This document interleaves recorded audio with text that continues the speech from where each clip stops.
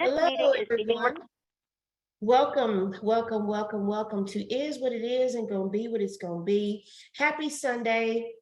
I'm pretty sure wherever you're located, you're just as hot as we are because this shit is ridiculous. Hot as hell. It's ridiculous. Mike, yeah, you hot, Mike?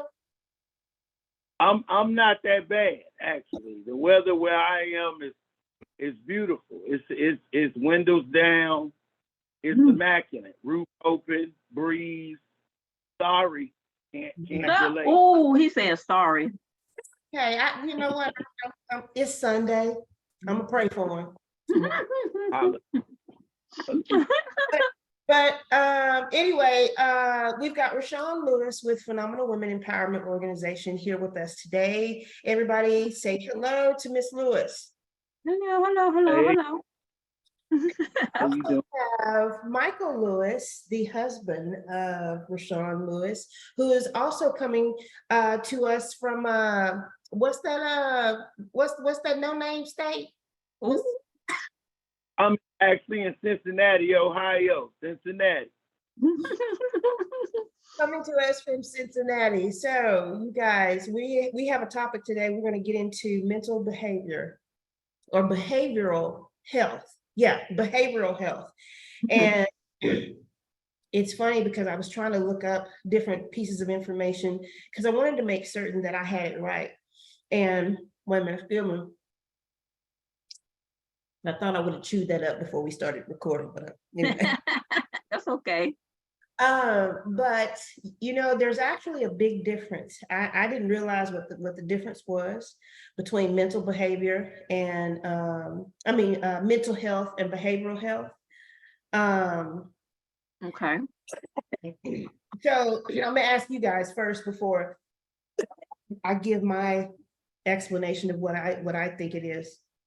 Well, yeah, I'm gonna ask you guys first. What do you think mental health versus behavioral health is? I thought it was the same. I did too. But I think this is going to be an eye-opener for all of us. Mike, what's your answer? I think it's more complex than that because mental health can go into a lot of areas as far as emotional, just mental, as far as what we call mental disorders. And then out of those, I agree that behavioral health stems from those, but you can have unhealthy behavior and not have necessarily a mental issue. You just could be acting bad because you want to, or acting however you want to, depending on. I think it's a difference, but I do think they overlap. That's a good thing that you bring up too. Let me skip over that and then come back to it though. So mental behavior, you were accurate. Both of you were. Rashawn, you were accurate in the fact that, yeah, I thought they both meant the same, you know, because it's one and the same. Right. Almost. But then Mike said something else that I also read about where he said that you can have behavioral without the mental.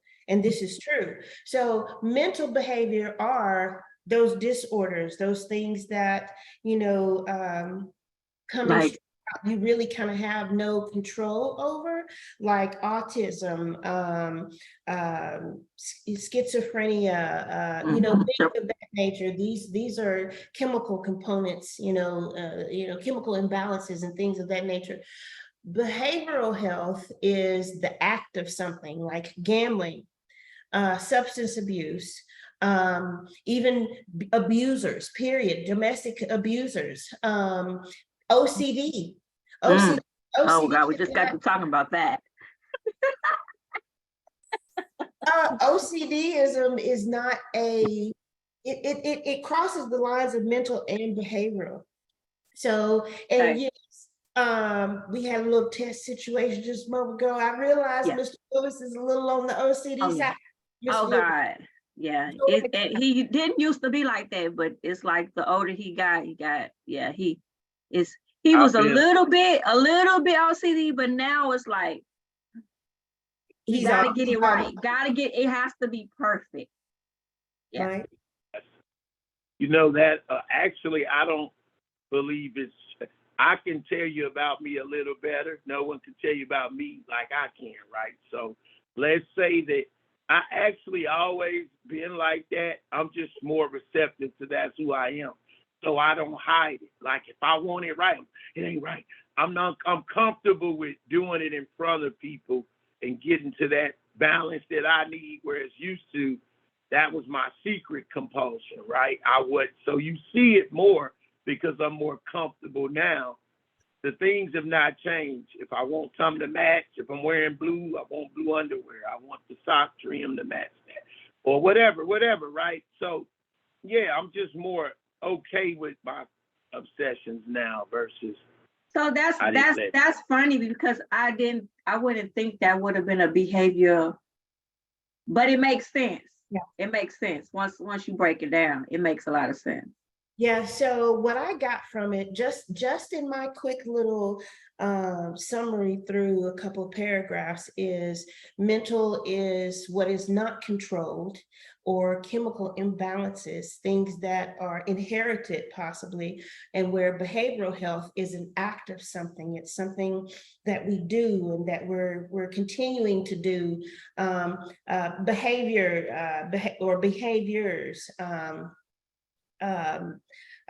Giving an example, someone lying. Now, I've heard for many years when I was younger, my mom say, "Oh, you got a lying demon in you."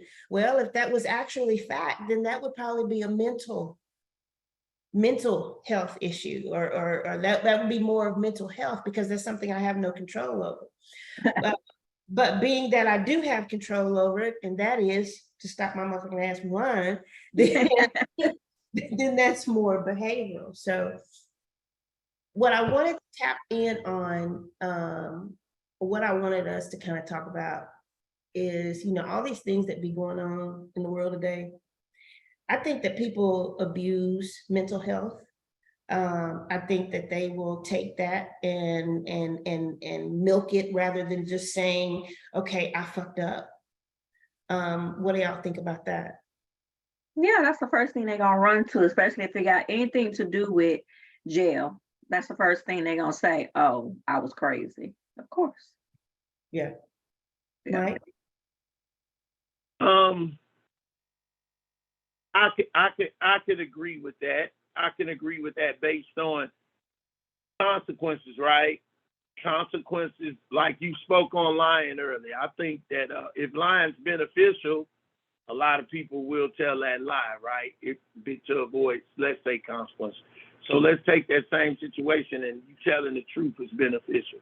If the truth telling was beneficial and the consequences weren't what we deem negative, I think more people would tell the truth. I think it's actions are based on reactions more than just always an issue with the person mentally, like you just made the point of jail.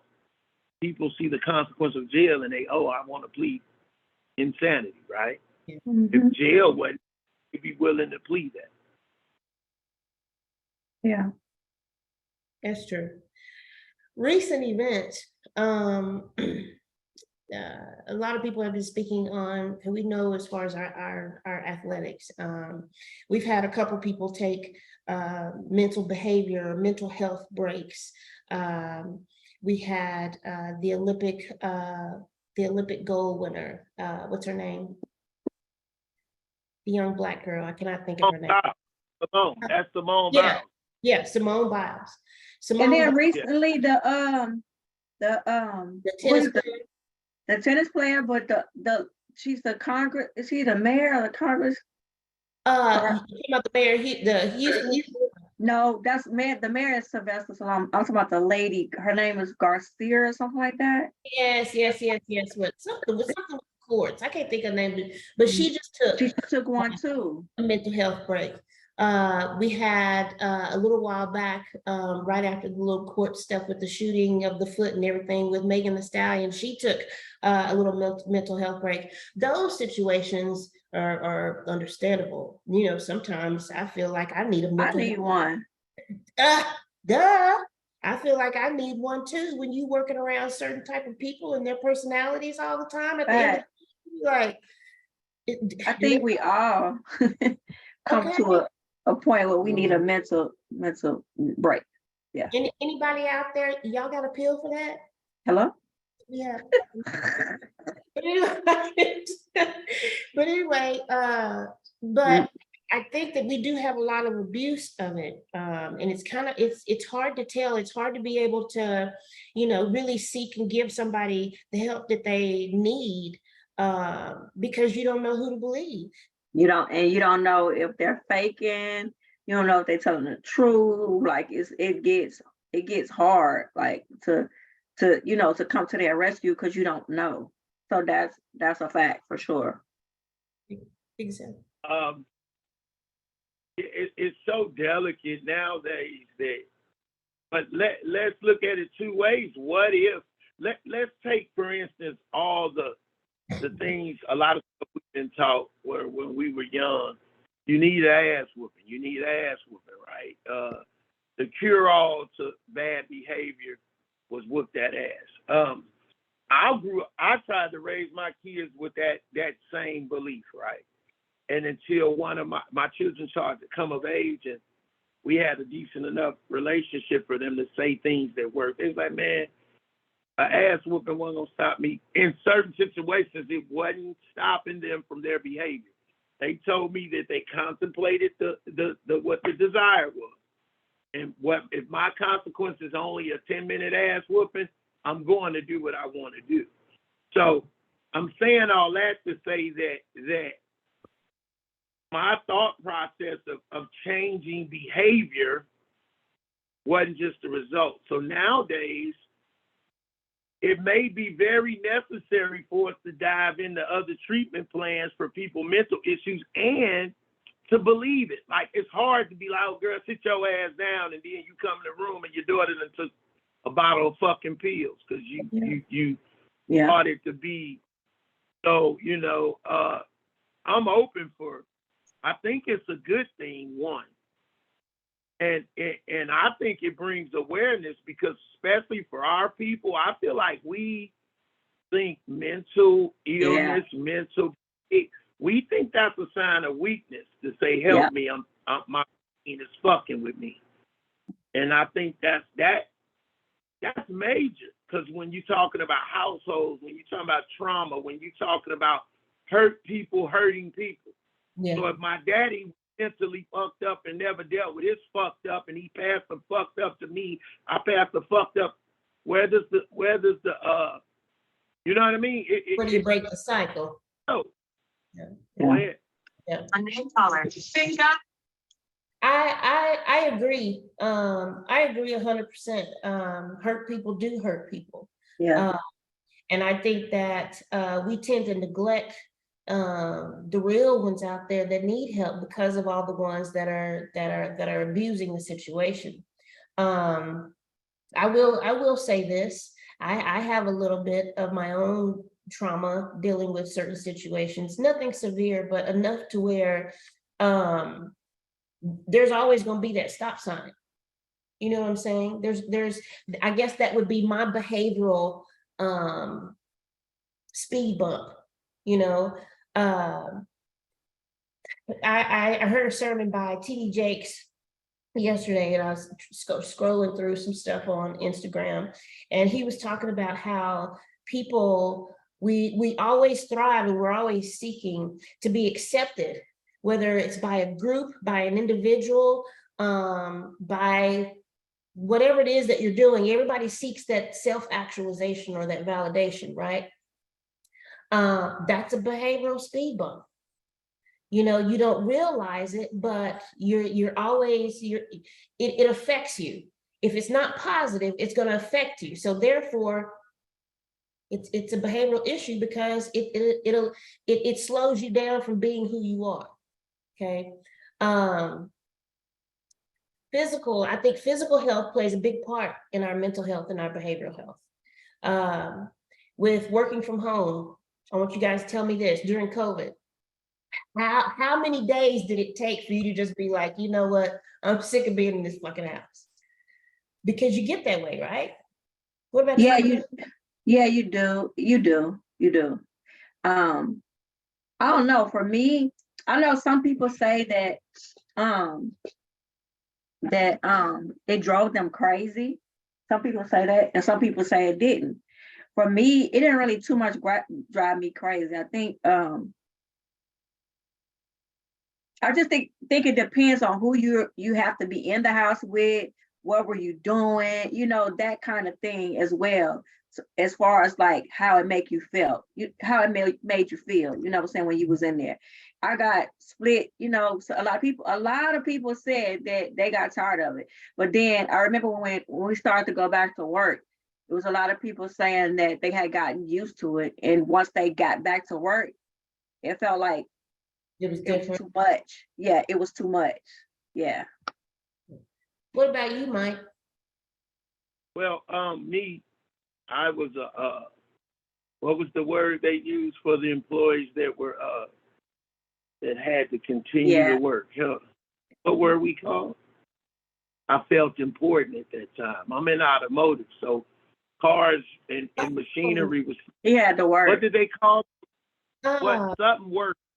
You were during COVID when they I shut forgot. down, you were called a something worker. Somebody know. Yeah. Let me see if I Certain people still worked. If you was like, Yeah. you know, your trans people, whatever they called it, right? But so I still work now. As far as being in the house, if you're alluding to like the mental breakdown of boredom or same stuff, different routine has changed, right? You shut down, you're being still.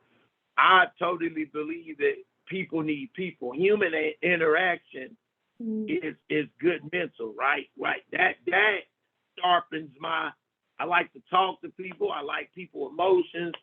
I love the energy, right? And I think that energy is very necessary. I think you can become depressed very easily when you're so for me, you know, I prefer the contact and to keep moving. I don't want to be in no house. So I could see where that would. I could had do it for fun a at home minute. during COVID. What you say, I Michelle? had fun at home during COVID.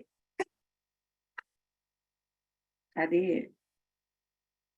I did a little bit. I was able to save and put back some money, so hell yeah. That's what I was going to say. I saved a lot of money. I had Yeah. more money. I saw visually more money in the bank during those Yes. times. That's Yes. crazy, but I did. Yes. And And I started. I would request That for was another 3 months of solitude. No, Just to for real. say, Mm-hmm.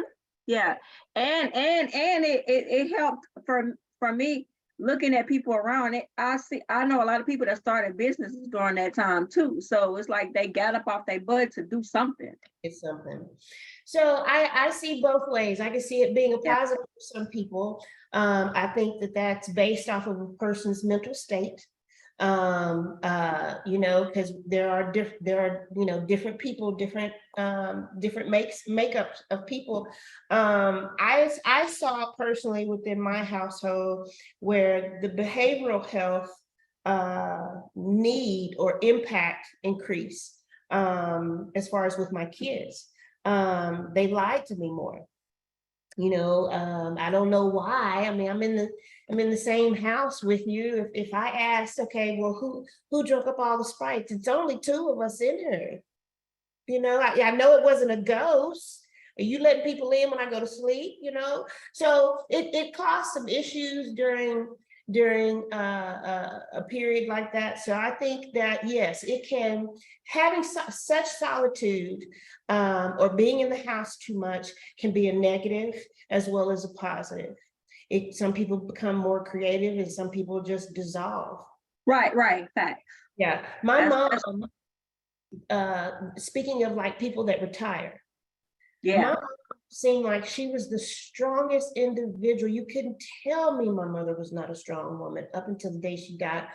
She went into retirement, and I don't even think she really wanted to. I think it was just something that was kind of forced upon her. Because my mother was getting, she was approaching, you know, she's like 82. Yeah. And as soon as she retired, and like 2-3 days of sitting at home, it was like my mom's health just started deteriorating.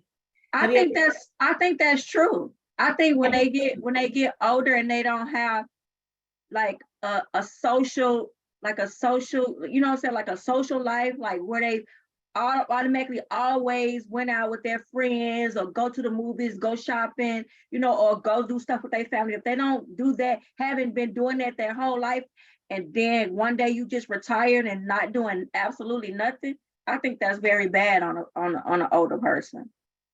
I I hear, think it is. I hear that a lot. What'd you say, Mike?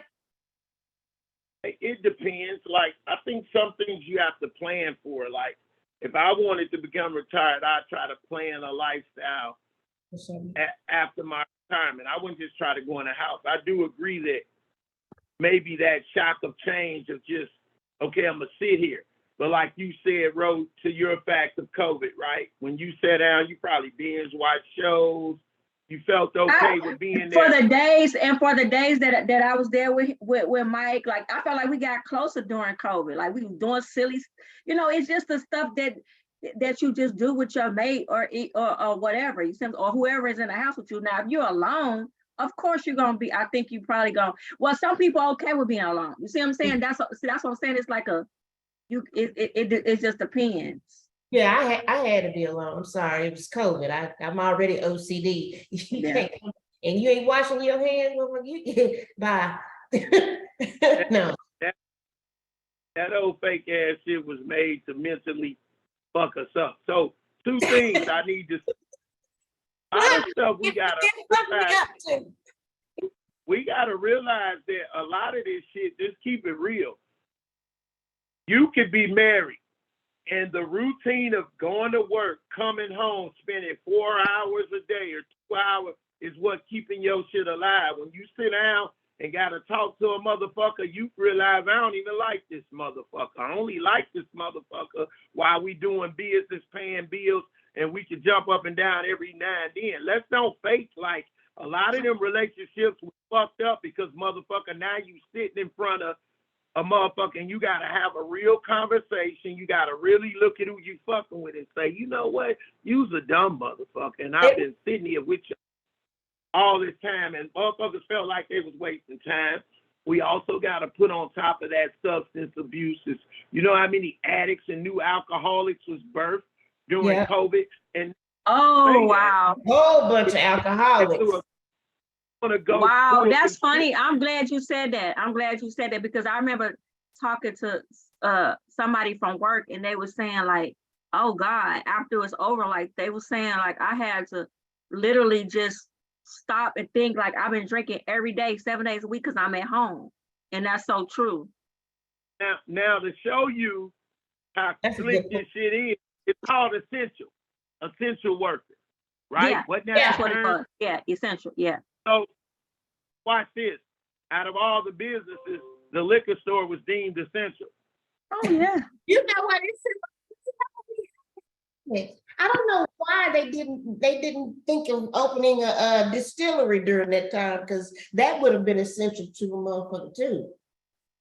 Stupid.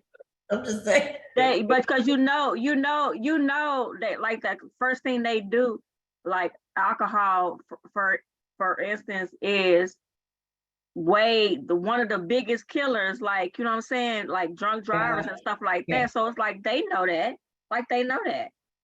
You So can't. they- You I'm telling you. And the You- fact of the mental stress it puts on you with the losing your loved ones. And one of my biggest ones I shared with people was like my wife. You just take us been together forever, right? I catch COVID, she catch COVID. I can't go to the hospital. I need you to let's slow this shit down, right? Fuck the and just when I'm saying slow down and not talk, slow it down and visualize your mama, Patrice, my wife, is sick. They've caught COVID, and I can't even go to the ER or the doctor, and they pass away. I can't hold their hand. I can't kiss their forehead. I can't put the sheet over her head and say, bye, wife. I can't hold your hand and talk to God as you transition. And you want me to go on without a mental scar.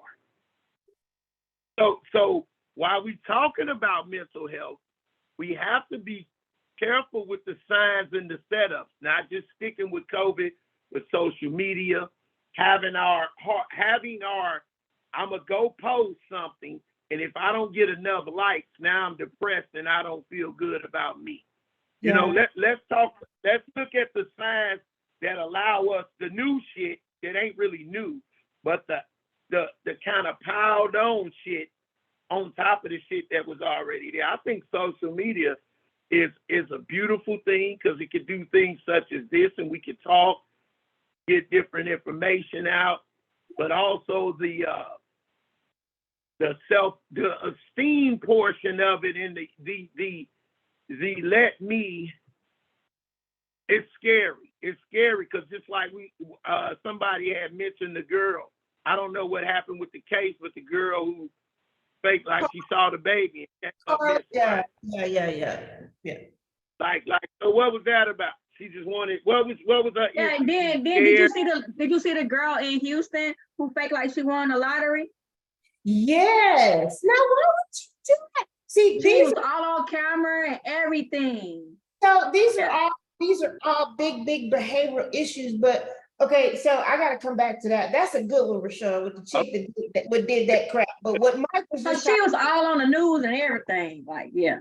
her as well as another chick that was in California on that first $1 billion drawing, and I don't know why people do that. What the fuck?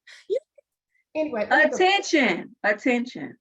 so COVID created mental health issues as well as behavioral health issues. I think that some of the mental health issues, because of the fact we weren't spending as much time with the people, our loved ones, we weren't aware of it until time because it was in front of us, right? Okay.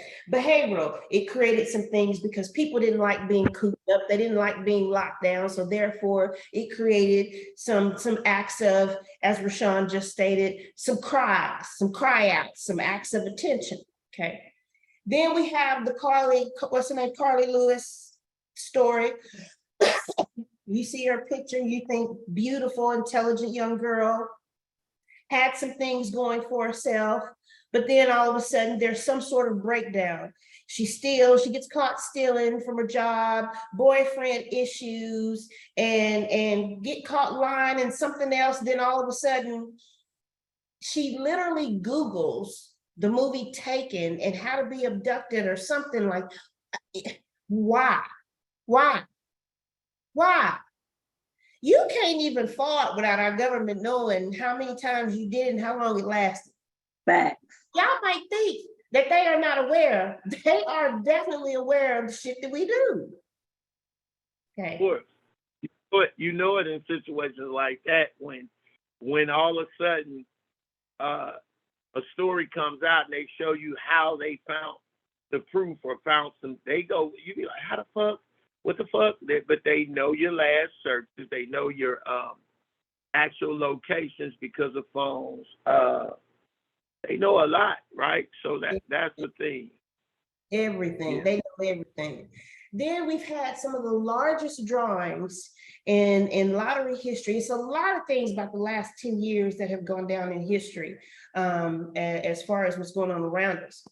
But these drawings, I mean, people are coming up out of the woodworks just lying. Why are you lying? I think somebody even lied about a $10,000 scratch off. Why would you lie? These people are gonna know. So you gotta think that something is not, there's something just not balanced, right? Well, I don't know. I think social media. It's social media. It's a lot of created based on just, we said the word attention and also the pipe dream. Okay, so if I go viral, if I create enough something to go viral, some people that is enough. Now, as far as us, we're just food, right? We partake in it. However, we didn't grow up in it. Okay, can we rightfully say that? Yeah. We partake in it. We didn't grow up in it. If you got a daughter, when you're around your kids, can you talk to them without their phone in their hand? Oh my God, no. And that pisses me off so So, much. so if you know that we're adults, and I ain't trying to fight on here, but it be times me and my wife, if we go to eat, I gotta be like, put that down we gotta generally say down, talk, engage, or that thing is like, that thing is just there. So if we impact the, what's the word I'm looking for? You know, the normalcy of it, and then put on top of it the influence, that would be a hard thing. And I think it really shapes the mental state, and it's the downhill, or it's the snowball effect that we're dealing with in society. It adds a lot. It adds a lot. Yeah, it gets real heavy, real heavy. I think that's a number one thing too, as far as a behavioral no-no, phones. And it was really, really vast with the young people, but I see it a lot with, even adults, you know, it's innate behavior. One person Yeah. sees another person doing it, and they're at home doing it, and then therefore it's okay.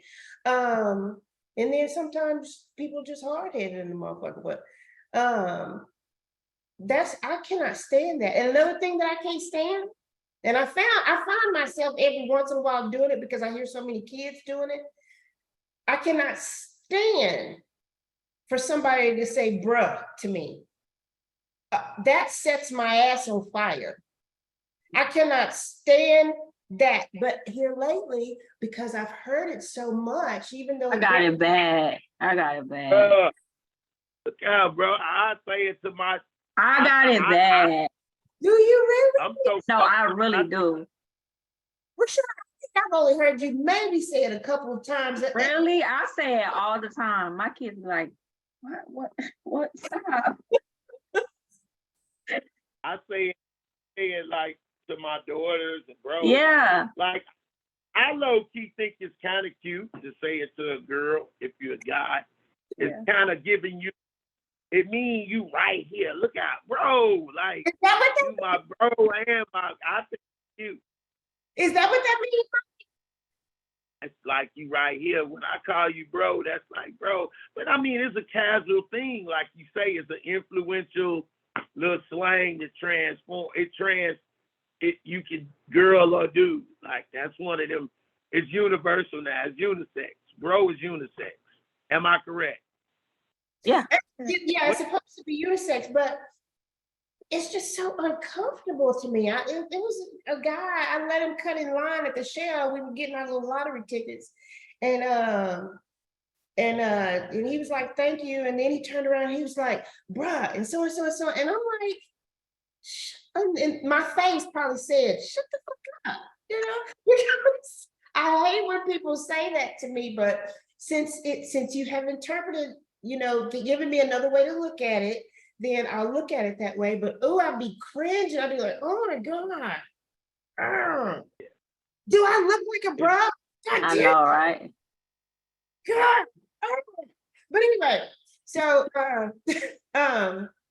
all right, back to behavioral health. So yeah, I think it's real stupid how people will take situations and totally milk it for the sake of saving their own ass or saving their own life. When you guys hear stories all the time about weird stuff happening, most of those stories come out of where? Florida, right? Mm-hmm. Most stuff. Yeah. So you guys think that is a behavioral issue? Because they be doing some really weird shit. But again, is this a behavioral issue where somebody could seek some help from? Or is this just an act of attention? I don't know. And then go ahead, Ro. What you think? No, go ahead. I don't really do the demographic or the geographic scope because we're from Chicago, right? And if we're talking behavioral health survivors, right? And I hate when people say, look at Chicago as their go-to for black on black crime. They gonna always, but I want to say it ain't, look at Chicago, right? And that's a media-driven thing. Yeah. Chicago is an amazing city. If we took you with us, you'd have a ball. just like any other city, it has areas that are more poverty stricken and Yeah. yes, but it's also an element of political corruption. It's an element of redlining. It's an element of very a lot of racism based on systematic, like people stay in certain pockets, right? Like if this nationality, you're here, you're there. So it's very segregated. And so I'm saying all that to say, behavioral things happen, and I think it's based on a lot of whatever, like trauma has to do with where you, poverty, lack of education, lack of finances, like I said, substances, and a lot of it, I still don't want to go on the social media because we were there, but I think a lot of, like, look how influential music is and TV culture. My wife will tell you, I don't watch things that go into, I don't watch TV shows like P-Valley. You're not going to do that to me because, see, I told her a long time ago, watch how transgenderism and they're going to target the black men on all these shows. How many gay black men you'll see in that show. I'm going to say this and I'm going to let y'all expound. 9/11 with the, there's a firefighter to show. You know what I'm talking about? Okay, and what's the black name? Beautiful. Angela Bassett, correct? Yeah. Uh-huh. Angela Bassett had kids. Her husband, black man, gay, left her for a man. The white guy swoops in and saves the day. That's the narrative on almost every show you watch. I pay attention to what they feed my brain because then I'll exasperate. People feed us things that we act on. So it's a whole big thing when you thinking mental because you put out what you take in. Okay, so I just have to add one thing to it. Okay. Well, two. The first thing is, Mike, you don't. He don't, let me tell you something about him.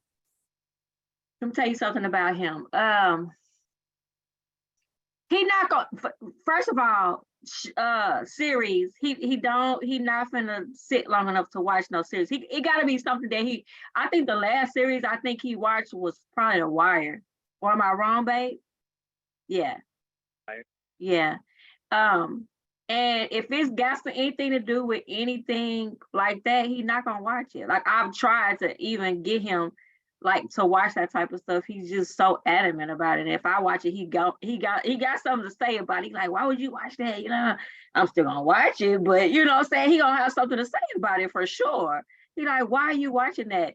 And it's funny because, you know, I don't have nothing against gay people, but at the end of the day, it's like it's being pushed on every single thing that's on TV. And my thing with that is like, what about our kids? Like, what about our kids? Like, let them choose to be who they want to because that's what they want. We know social media, TV, and all that is a big influence for our kids. So at the end of the day, why does every single family show has to have something to do with that? So where our kids don't think, oh, you know, I'm gonna be gay. Or they confused. Because it's mental training. So when we talking about mental behavior, it's mental training and not telling y'all what stand to take. But that's how I feel hypocritical. How can I stand on that don't get me wrong, I'm like her. If you're whatever you are, it doesn't matter. And I'm not trying to make it that. What I'm trying to say is I'm just showing the ways that subconsciously we're programmed, and then when we act it out in behavior, that you're programming myself, Patrice, and then I show that behavior is based on the programming. So we have to be careful what we take in because that'll come out. And that's it, you know. So when it comes to mental health, I believe we have to check on it, deal with it, can't sweep it under the rug. We have to visit past traumas, sis. We can't just say, I'm gonna be this way because of Bob, John, and Rick, and I'm never gonna visit that and accept that. Guess what? I didn't do that. Rick did that. So why do I have to change my loving, beautiful self because Rick was a asshole or a predator? I'm gonna continue to believe in something greater than myself, gonna protect me in the future. What I'm saying is I gotta be me to the best of my ability so I can be mentally sound. Do that make sense? Yeah, yeah. And you're right. You're right, Mike. Okay, so as I shared with you earlier, yeah, I have my own issues. Now, the things that I talk about, you guys, that everybody hears on the videos, the ones that watch them, no, I'm not a person. I even had a relative ask me one time, are you trying to fill a void? Is there something that you're missing because me being the way that I am, right? Mhm. And when I say the way that I am, I like to say I'm a loving person, but I think I kind of have more You of the. you are. You, What's, you think so? So, but yes, you more of are. like Very much. Very much. You are. um I don't know. I grew up in a home very religious as far as my family household, married people. There wasn't much divorce in our family. Mother and father married for years, everybody happy, church, grow up in the country, blow dandelions in the wind type shit. Okay. But that's not me. Now, I was that way. And let me get to what I'm saying as far as what Mike's talking about. So I've had my trauma. I was hurt at least 3 good times. That was 3 good times enough for me in my lifetime. Enough to where it changed my path in life and how I was living and things of that nature. So when my behavioral issue that I'm admitting to, outside of even the domestic violence that I've gone through, I can honestly say that I will let a person get so far. And then once that big toe hits that line, I shut totally down. And the people that I deal with, they're aware of it. So that's my behavioral issue. That's my trauma. And I think people do have those. And I think people need to talk about them more, communicate, get it out. And I think when you said, you had the family, what was in the church and marriage didn't, but was all those relationships good still? It was church. They were all church and this, but was all of those relationships, marriages and all that type of stuff that you seen, was those good relationships? Or was it just hidden behind the Christian? You see what I'm saying? I would say that yes, there were a couple, that's Yeah. hidden in those little Christian blondes. Exactly. Yeah. And you knew that. For you knew that. So you like, I don't know about that. Yeah. And when I was younger, I smoked weed with the pastor in the back of the church. See? So there are things that I have been exposed to that just don't sit well with me nowadays. That's all, But do you think? The more, But do you think because I'm sorry, Mike? But do you think because of that, you guard yourself a lot from? But what if you're somewhere in there, somebody or something is like, you know what I'm saying? Might be good for you, but you blocking it so hard to where you might be like missing that. I'll be honest. I have come across 2 individuals probably in the last maybe 12, 13 years that it was probably for me. It might have been what God put before me. But because of the fact that I do have that block, I don't know that I put up a block until it could be months or whatever later. Right. And I'm thinking about it and I'm like, oh, I might have messed that up, Yeah. Yeah. Does it affect me? No. So Right. that is my behavioral issue. I don't know it at the time, whether it's good for me or not. I just know that there's some sort of trigger that hits me and says, okay, step back, Yeah. Is Mike want to say something? Is eating him up?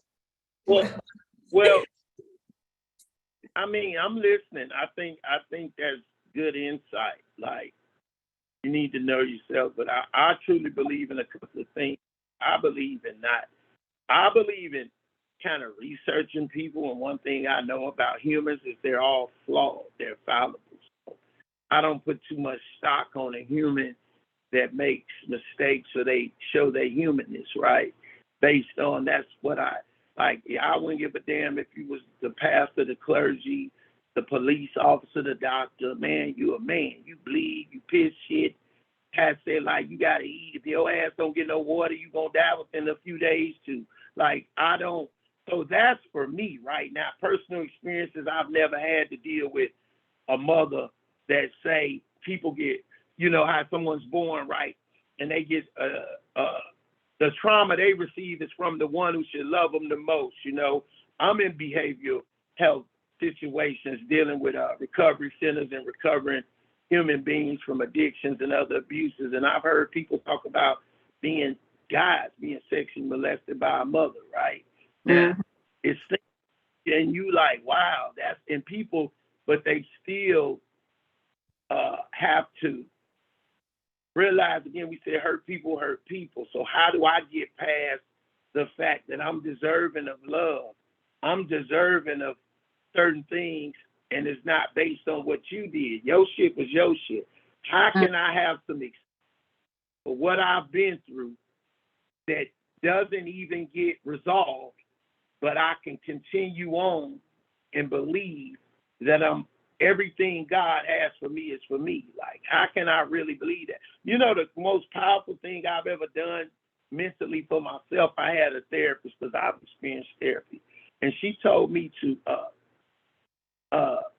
write a letter and for like the behaviors that I displayed, whether it was physically abused to my wife, whether it was using mind altering, drug substance, stealing, all these foul behaviors, right? Write them down, admit to those, then forgive yourself for those. And then write also who you are. I'm a good husband. I'm a good father. I'm a granddad. I'm funny. I'm this. I'm intelligent. Man, I got to start writing. Because now, and as I'm writing it, right, here come the power. You talking about some freedom. I'm writing what I believe and can't nobody take it from me. But until I dealt with she gave me some steps, right? And when I went through it the way she spoke and helped me, it did something tremendous for me. Now, I resort back to Michael a lot, but she gave me that thing, right? And that's there now. I think I think that's a good thing, Mike. Would you say that made things lighter, that lifted the burden? It definitely lifted the burden. And I also had a situation where I grew up without a dad, and for a long time, I was like, you know, fuck that. I just wasn't able to deal with it. I was trying to tell you, I could see a movie, and if a dad and his son, and you show me a daddy going overboard behind his son, I cry every time. You ever seen that scene in Fresh Prince when he say, "Why you don't want me, Uncle Phil?" When his daddy came and told him get his together, but his daddy came and Phil was like, man, tell Will I gotta. He said, no, you tell him. And he said, son, something came up.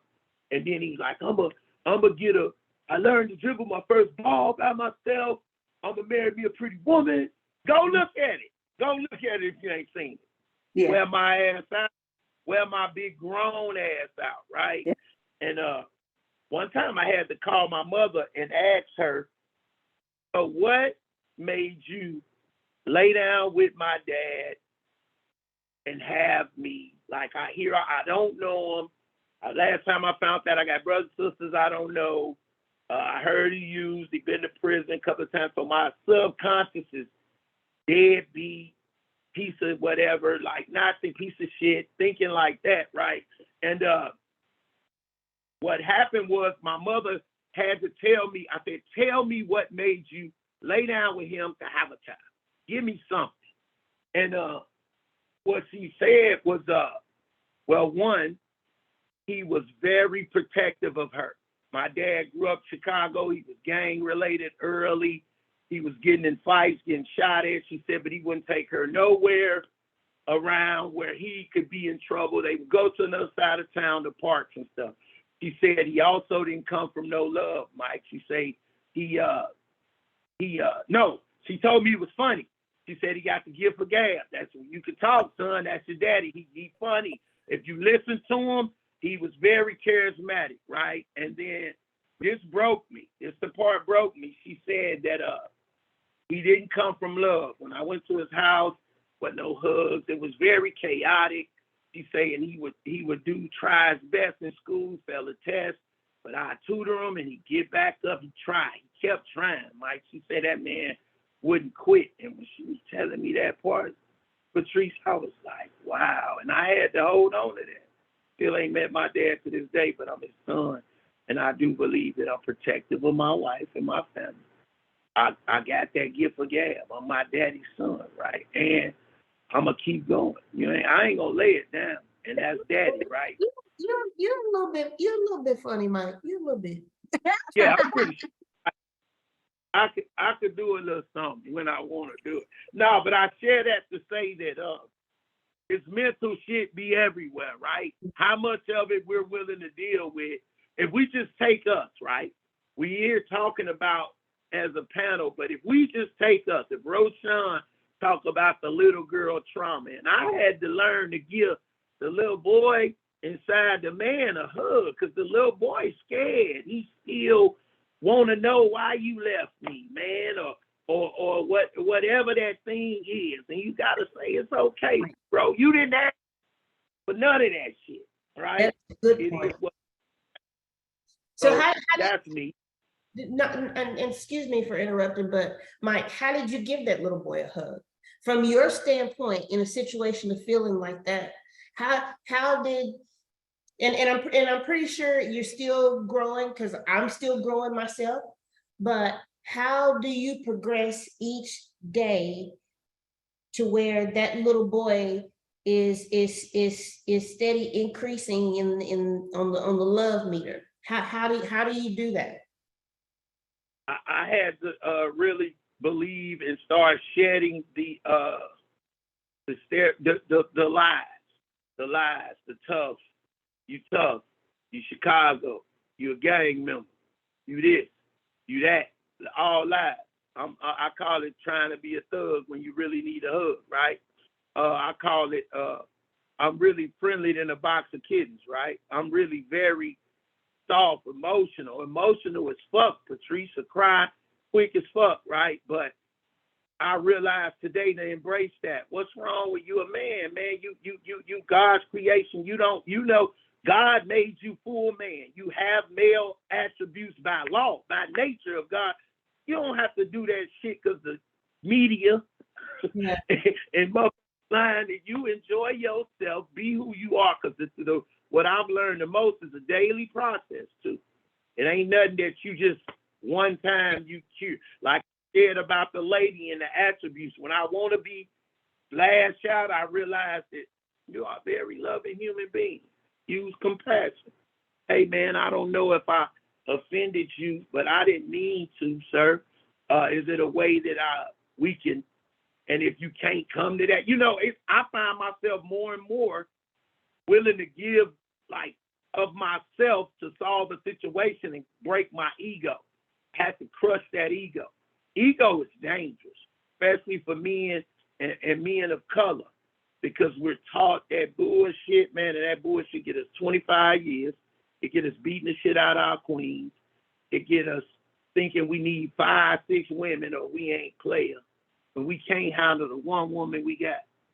I'm going to let y'all talk after this because I've been on the road, but my pastor told me it take all in him to love his one woman, mentally, physically, and spiritually. How the fuck he going to have 3 or 4? Think about it. Just think what you bring. Roshan, that queen right there is a bunch. Her emotions, but it's all, when I say a bunch, is you a woman. So that's my, like it's like a puzzle piece. Emotion, like it go into it. So, but if I can't show up drunk, half cocked, and in my, like I got to show up a road watching this thing. Like, you know, when you put this out here, Patrice, that means you from afar, right? Come on, though. You can't be bullshit. So that's it, man. You know what I mean? You got to really go ahead, sis. No, I love it.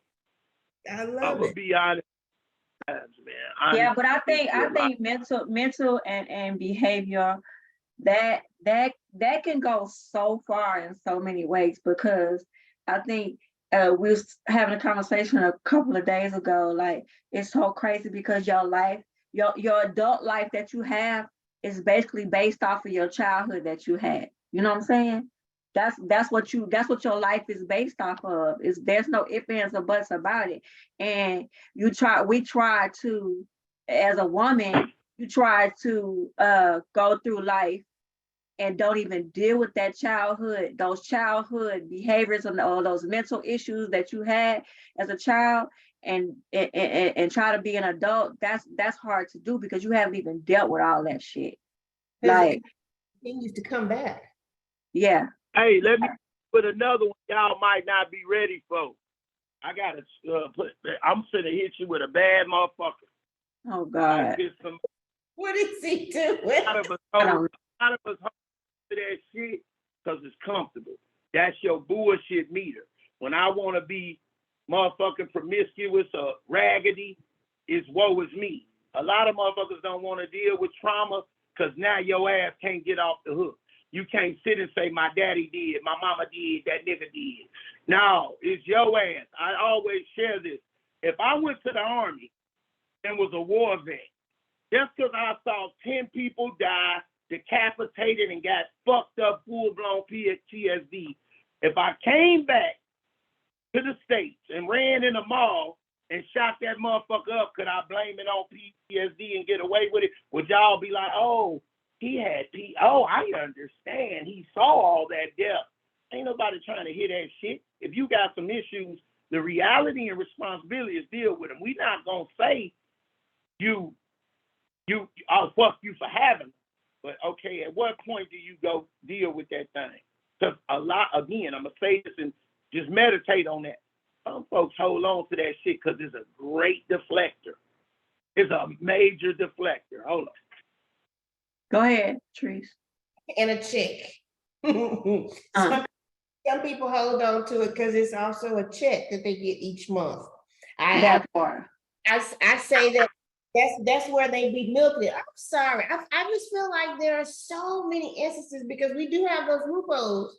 There are so many instances where people are getting paid off of it. They're getting clear off of it.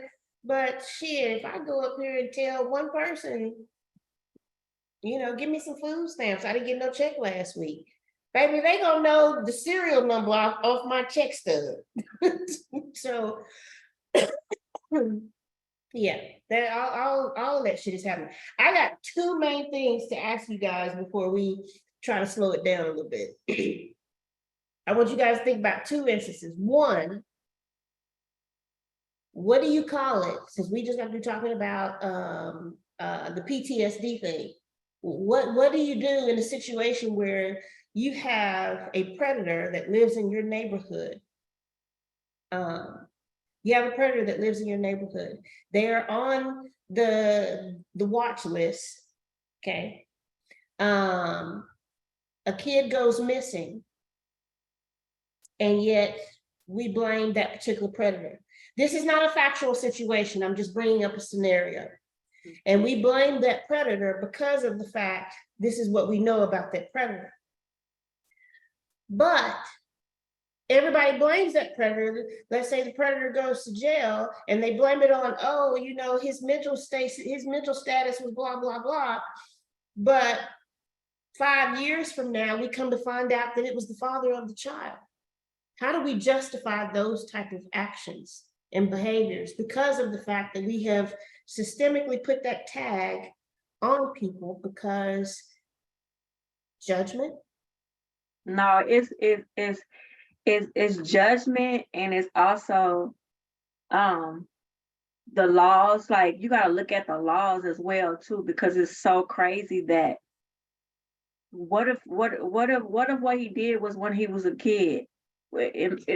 like, you know, in the state of Texas, 17 is considered, if a 17-year-old get caught with an 18-year-old, they can go, the 18-year-old could go to jail. You see what I'm saying? So it's like, what you need to really look at all of those situations and figure out, you know what I'm saying? People not gonna take the time to do all that though, you know what I'm saying? Unless it's their family. Yeah, they're quick to go ahead and Yeah, based off of just those, that, yeah. yeah.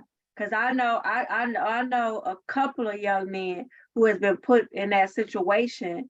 And one of them, I know, it just messed up his whole life because he got put on that list to where he can't even see, he got kids, he can't even be close to his kids, and now he's in jail all over again. You know what I'm saying? And it just messed up his whole life. And this is something that happened when he was 17, 18 years old, when it wasn't really what it looked like. They were a couple, but you know, if the parents say, oh no, or whatever it may be, you know what I'm saying? Then this child or this young man's life is totally ruined. I think a lot of diagnosis of mental behavior and behavioral issues are, they're just wrong. They're misdiagnosed. I do believe that wholly. Yeah. Y'all remember the young man who was gone, who disappeared? I think he was missing. He went missing for like about 10 years or something like that. And then they found him. He was actually in the home with his mother, living in a neighborhood here in Houston. He went and the mother was dead, right? Oh no, the mother was alive.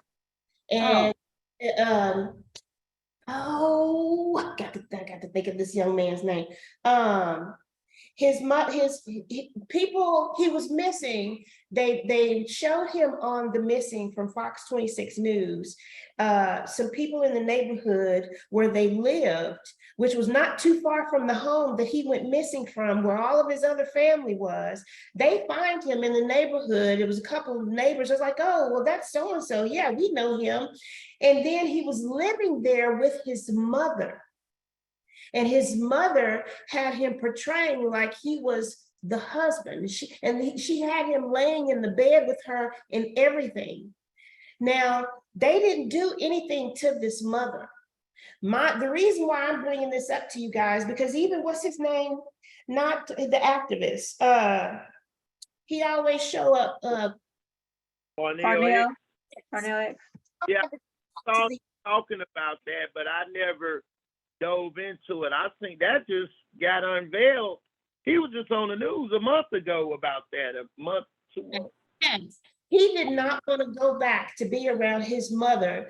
Cornel was trying to, and everybody in the media was trying to backlash Cornel for trying to help and talk to the young man. The young man was literally saying he did not want to be around his mother. His mother had him basically scared to come up and say that he wasn't missing, because she kept telling him, well, if you tell them the truth, they're going to put you in jail because you've already lied about being gone. No, that boy didn't lie. He was under 18. That boy didn't lie. She lied. But wow. they didn't put any charges on this mother. Now, he did admit to the cops that he had not been sexually assaulted. Okay. He still had to carry everything, just like if he was the husband. He had to lay by her. He had to hold her, everything. Now, in my opinion, that's a behavioral and a mental issue. That's a mental issue for sure. It's all of the above. It crosses all. Yeah, all of the above for sure. Yeah. To her. That's strange to me. What'd you say, Mike? I don't know. That's pretty peculiar, but I mean, it's we know that we partake in a broken system, right? And I totally get it. It's just some things I be, but so much, right? It's so much that I be like, if you watch, yeah, it's a lot. It's way too much. It's way too much. And I can almost understand why people do not come up and talk about things, why they do not speak up and turn in the people that need to be turned in. Because on one hand, on Monday and Tuesday, our system works fine. But on Wednesday, Thursday, and Friday, That's just like to say with that AJ Armstrong situation. yeah, That shit pisses me off in every. I just don't. I don't believe it. I don't know why. the I first just don't. Yeah, I don't believe it at all. I don't believe it. don't either, especially being that this particular blood sample that they used this time to convict the young Came man. out of nowhere. Yeah, No. it was there the first time. Well, it had been dismissed the second time because of something faulty with it, but yet you use it the third time. Where they do that at? Yeah. And again, That system wanting to lock his ass up. yeah, they want him locked up for some reason. And this young man been this been 7 years now? 7 years, I think they said it's been 7 years. I Yeah, thought they it, had about 3 trials. Yeah, it's been for 7 years. He but was I 16. really, He's yeah, 16. I don't know enough. Yeah, he's 21 now. He was 16 when it happened. I don't know enough information about it to totally. I've been watching it. I watched the trial and everything. that's been Yeah, all news. I don't know enough about it. So I agree with you. yeah, I agree. I'm sorry. I Mike. really just enough about it. But when it comes to the system, especially dealing with us, I don't want to sound dismissive. It's just my brain says you ain't never fucked with me. You didn't make that shit for me.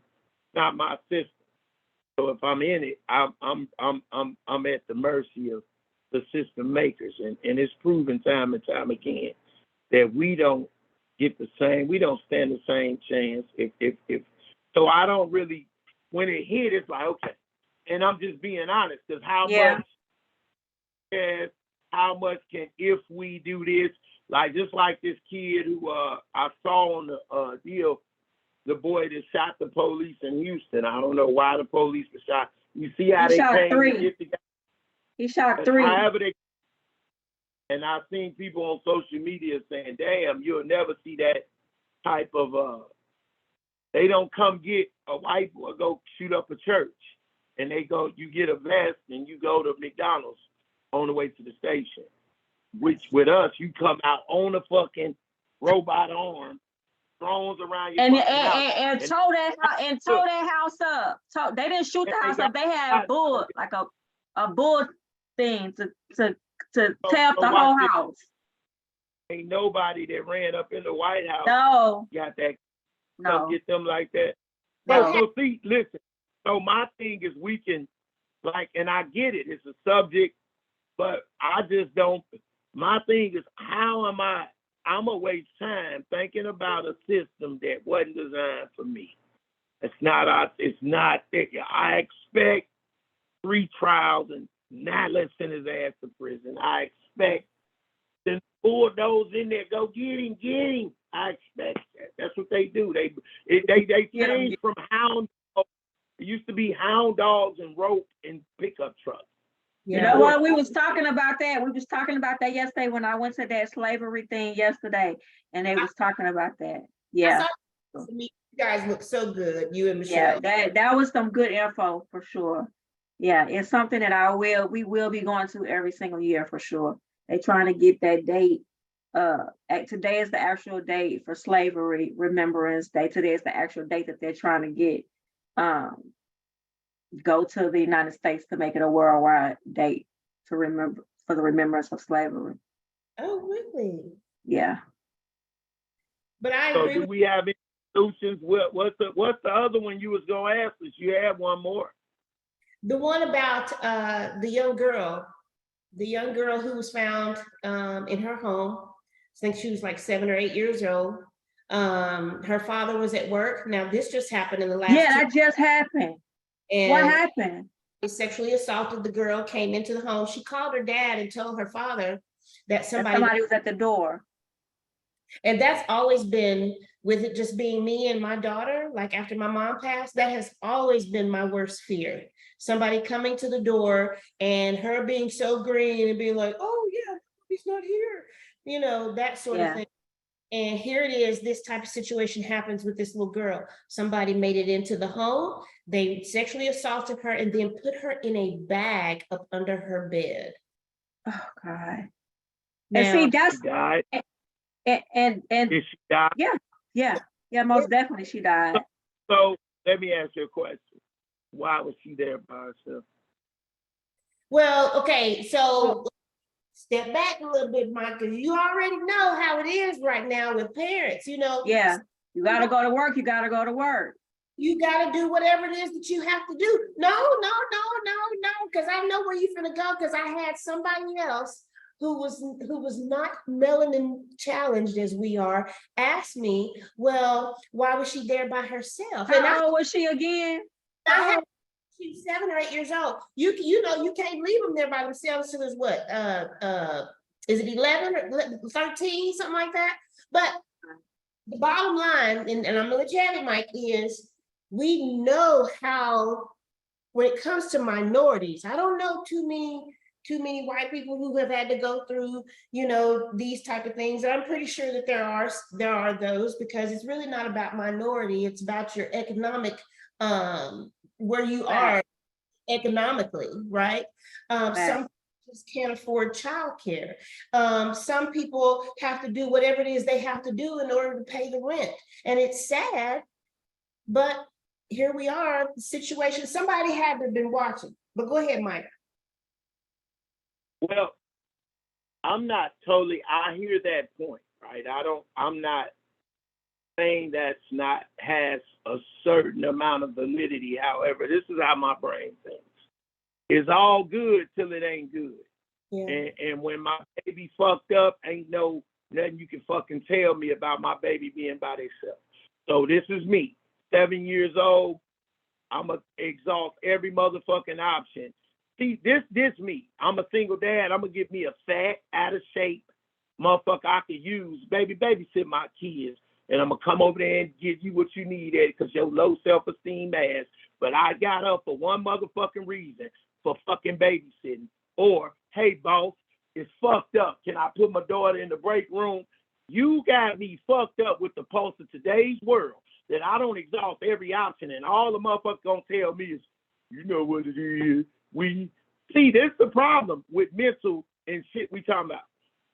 Because we could stay by ourselves in the fucking 80s before all this predator. Well, yeah, I guess you can say that. Yo, Back then we young could. motherfuckers, look, young motherfuckers raping motherfuckers. I'm not leaving my motherfucking daughter in no motherfucking house at no motherfucking 7 by her motherfucking self. And then after this, you gonna tell me, I wish the fuck I would. And that now his life fucked up because he got to live with this fucked up decision. And you really gonna tell me, I get it. Mama, auntie, uncle, neighbor that I know. And listen, the neighbor could be fucked up. But the chances of, like, you get it. At least I thought I could trust you. But the whole I guess when you break it down like that, like today being 7 years old, staying at home by yourself is way different than being 7. Because I was at home at 7 by myself, 7, 8 by myself. You understand what I'm saying? Was that the best I'm not thing saying it was for the you best thing. I'm not saying it's the best thing at all, but it wasn't as much going on as it was, like you just made a point to say. It wasn't as much going on as it is now. You see what I'm saying? So I get that. When you break it down to that point, I can get it. 100%. Okay. Right. As long as you get it, because we got grandkids. I wish you would, for the record and for the Zoom. And for it is what the fuck it is, right? We don't leave kids. And then this is a thing also we have to accept, right? When we know better, we got to do what, sisters? We got to do. We got to do better. You can't keep, oh, What did I But say? see, I'm not Yes, even at the end of the day, we don't even have to go there because at the end of the day, Patrice, like I already know her. Her grandkids, she's not gonna leave at home. She's in a position where they don't have to do that. That's what we're saying. We wouldn't do it, of course, right now, today. But at the end of the day, we're saying back in the day, you know what I'm saying? And still to this day, I know some kids that go home by themselves at 9, 10 years old and have to let themselves in because they don't have a choice. You see what I'm saying? And So yeah. we got to be careful about all that because yeah, there are so many predators now. Yeah. This thing, human trafficking and whatnot. You know, they say that that's more of a behavioral issue. I think that's a little bit of everything, mental and behavioral, because it is. what frame of mind do you have to be in to realize this shit is wrong? Yeah, for sure. So, but anyway, so yeah, I like the fact of being able to talk and talk openly when it comes to these type of things. Again, as I always say, everyone, we are not psychologists, we are not analysts. We are just here talking, you know, real life shit. You know, just bottom line at the end of the day. Our next subject, because we had a subject right before we started this Yeah, that got a little hot and heavy, and I think that's going to be a good one. We're that's gonna the have next subject for sure. Yeah. definitely going to carry that on. And just to give you a little snippet of what we're going to talk about, we're going to talk about being submissive. Mhm. Michael Lewis will be our host for that particular subject because that's going to be part of our Nightcast conversation. And if you ask, what is Nightcast? Nightcast is when we have our recordings, and it's basically a free-for-all. We can talk freely, whether it's about sex, whether it's about relationships, whether it's about employment, whatever you want to talk about, and you can be your authentic self. So join us 2 weeks from now when we talk about being submissive with Mr. Michael Lewis, Rashawn Lewis, and hopefully we have the other members of our cast as well. So I am going to have Mr. Lewis go ahead and say his goodbye, and then Ms. Rashawn Lewis is going to go ahead and give us an out. Yeah. Michael, you on mute. Oh, there you go. Can you hear me? Yes.